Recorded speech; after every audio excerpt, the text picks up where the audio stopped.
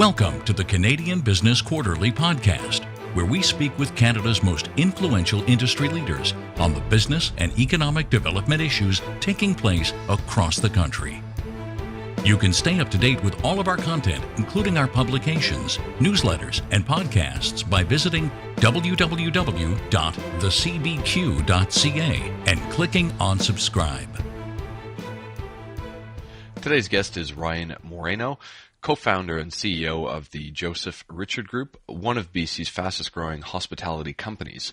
They currently operate 25 food and beverage establishments, a private label beer called Two Pals Lager, a wine proprietorship called Chapter Estates Wine Co., and a catering division called Blank Canvas Catering.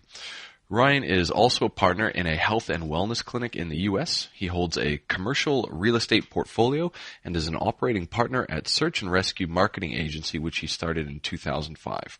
He launched the JRG Sleepout fundraising campaign in 2017 as a result of his involvement with Covenant House and was named finalist for the Ernst & Young Entrepreneur of the Year.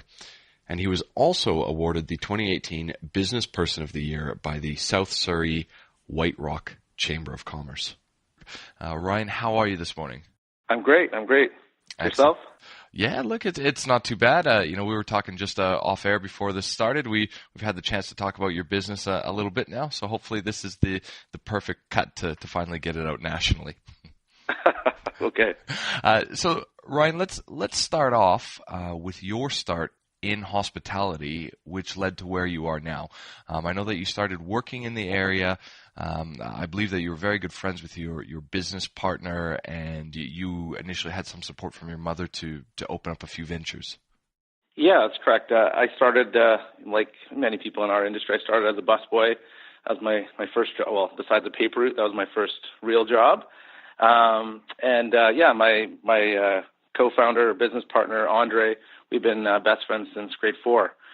So, yeah, we've known each other for a long time. And, so as far as my start in the industry, started as a busboy.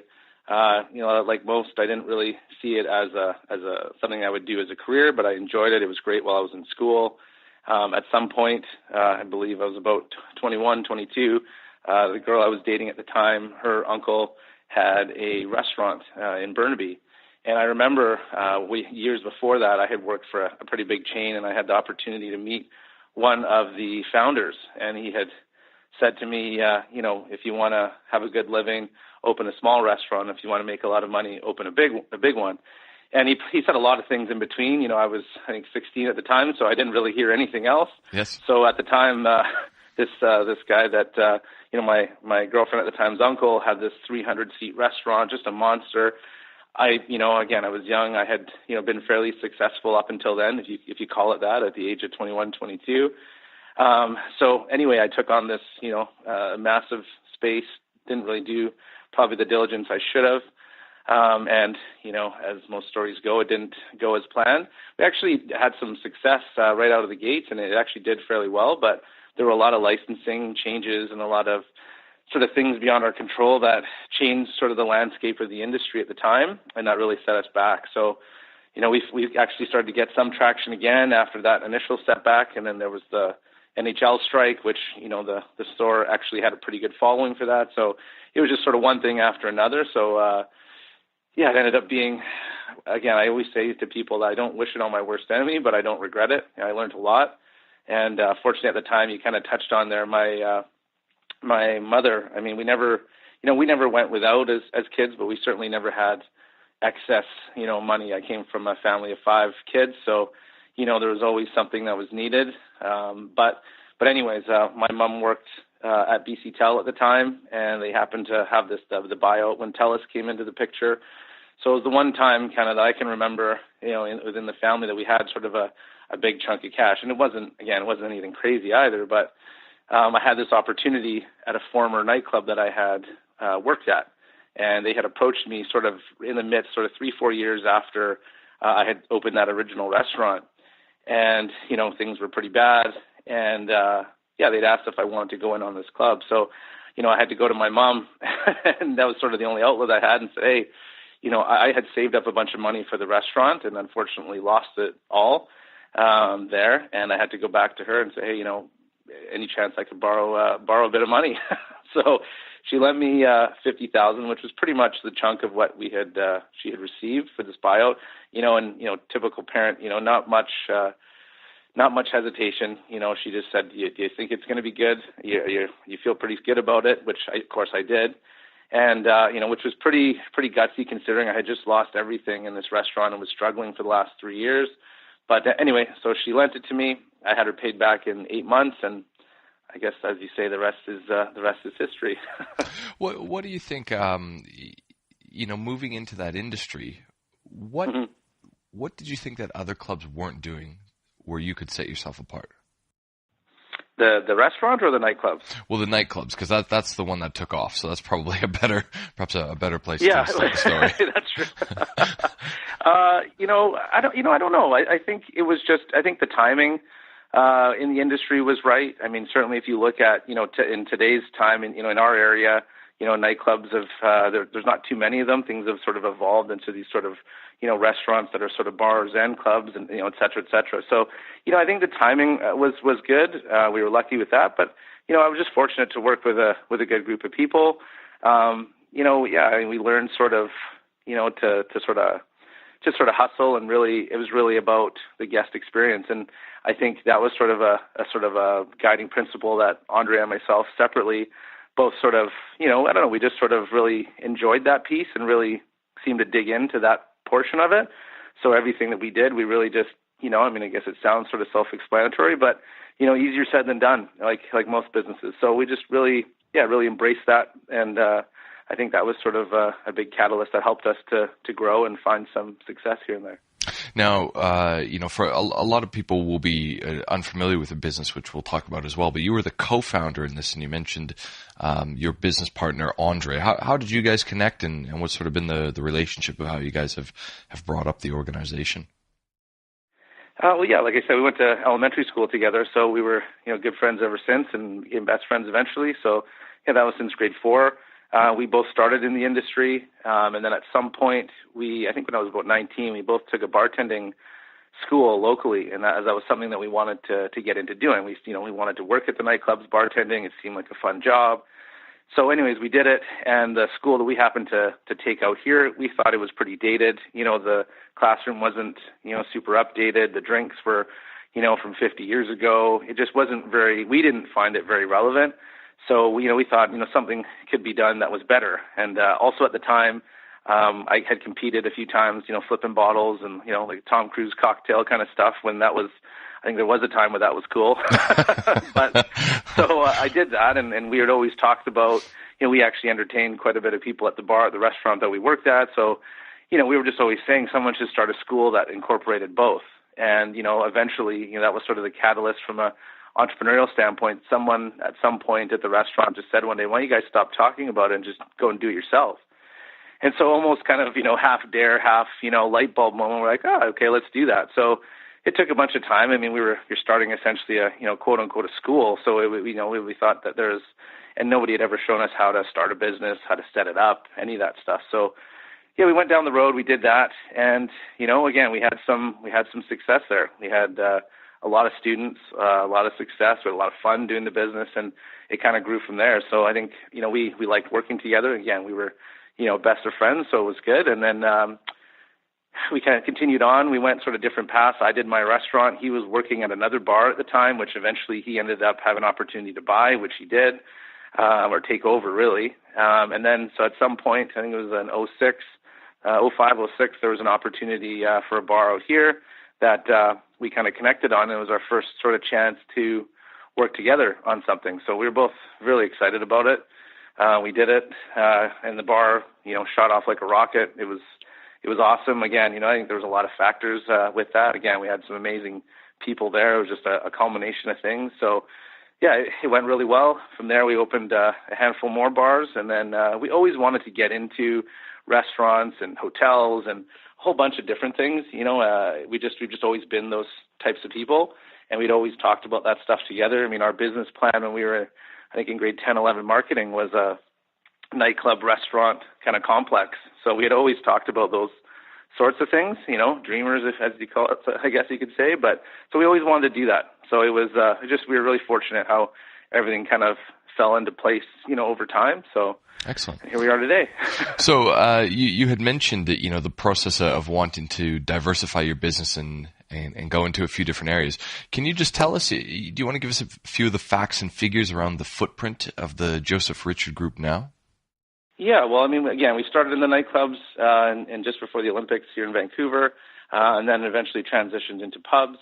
So we have about 15 public houses now.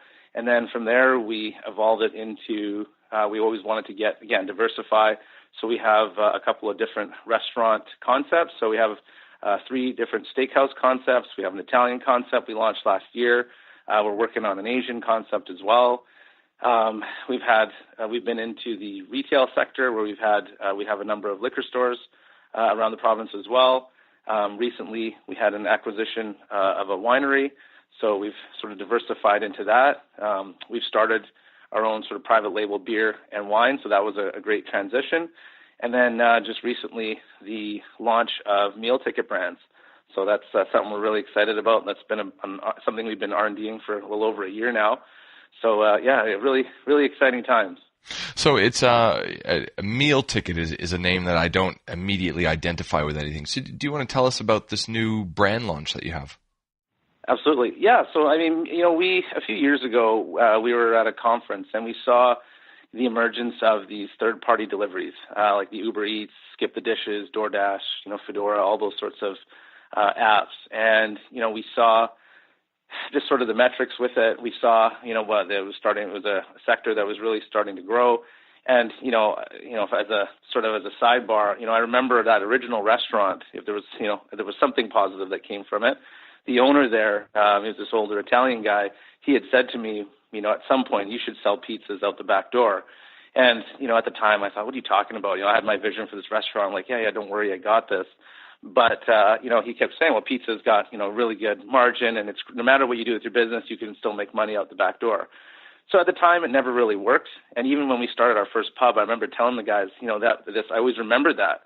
And it just never worked, because if you were to do that, it wouldn't have made sense to have one of our pubs and sell pizzas out the back door. You would have had to market that business. You would have needed delivery drivers. It just didn't logistically work.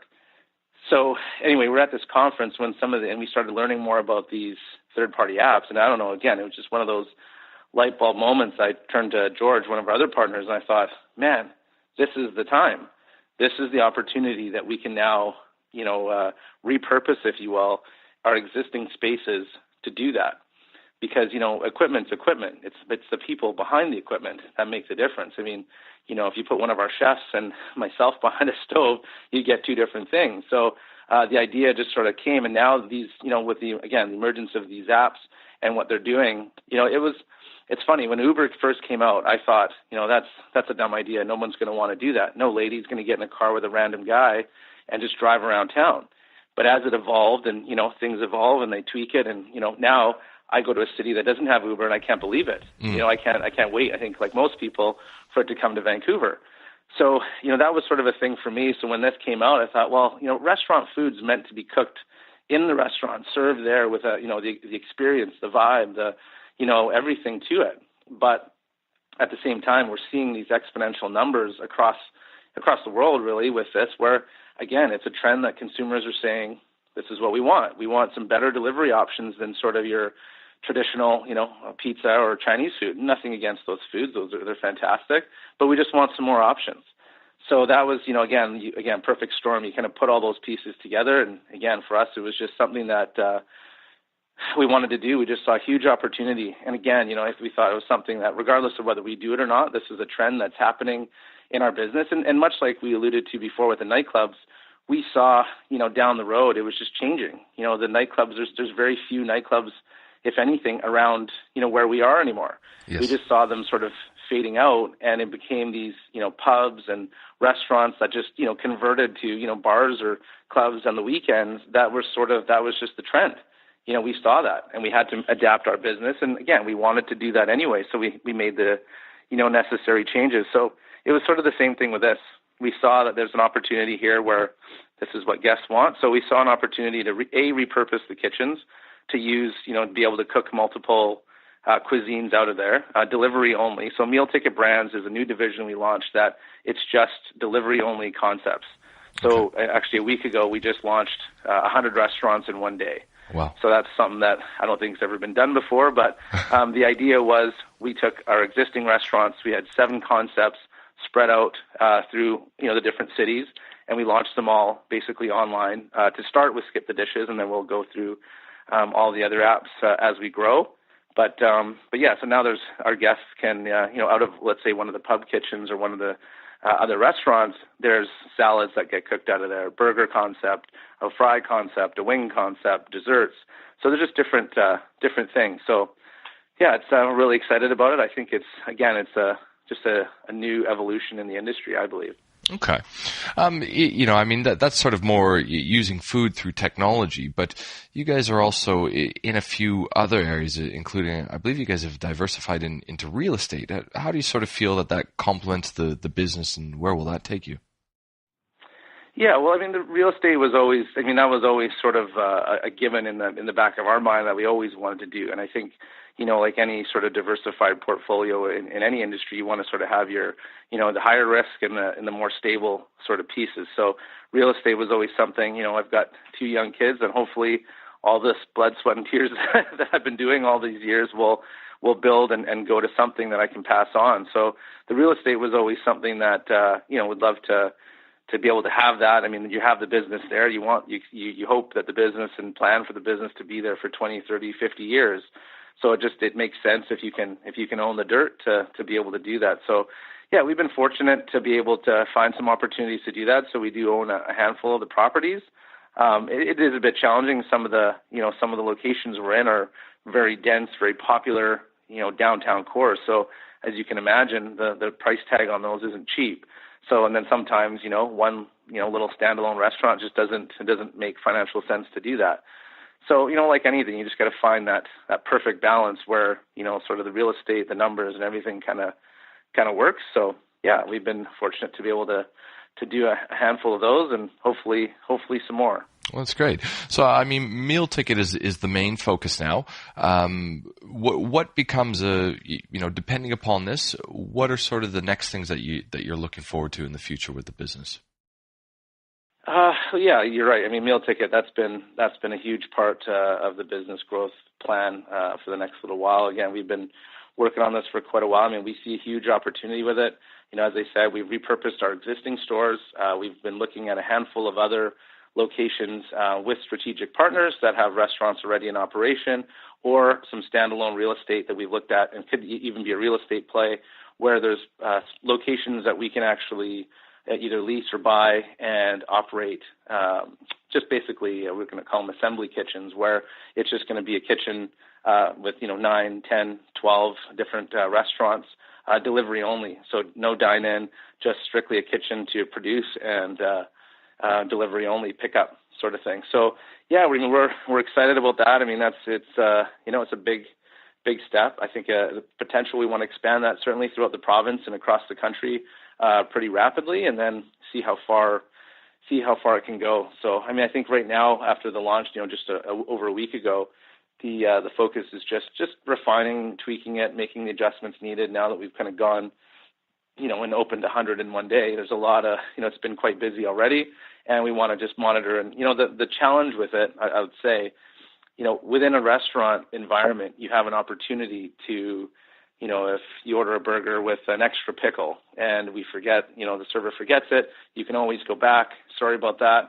No problem. And hopefully everything else you fire, the environment's great, service is great, everything else is fantastic. And, overall the guest leaves happy.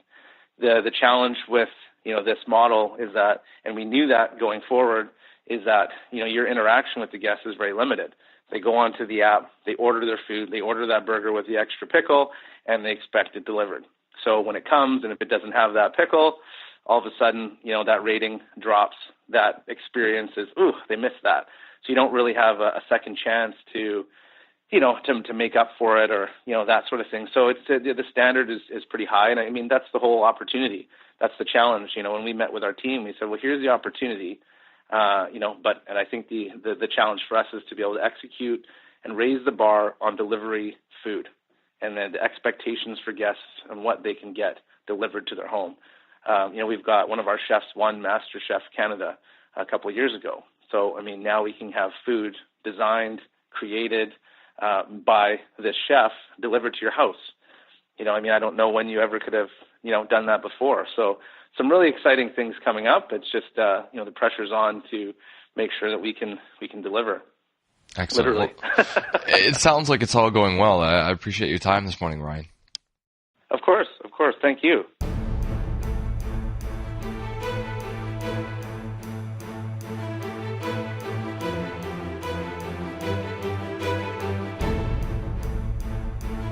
This has been a production of the Canadian Business Quarterly, a division of Romulus Rising Proprietary Limited. All rights reserved. You can stay up to date with the Canadian Business Quarterly, including our publications, newsletters, and podcasts by visiting www.thecbq.ca and clicking on subscribe.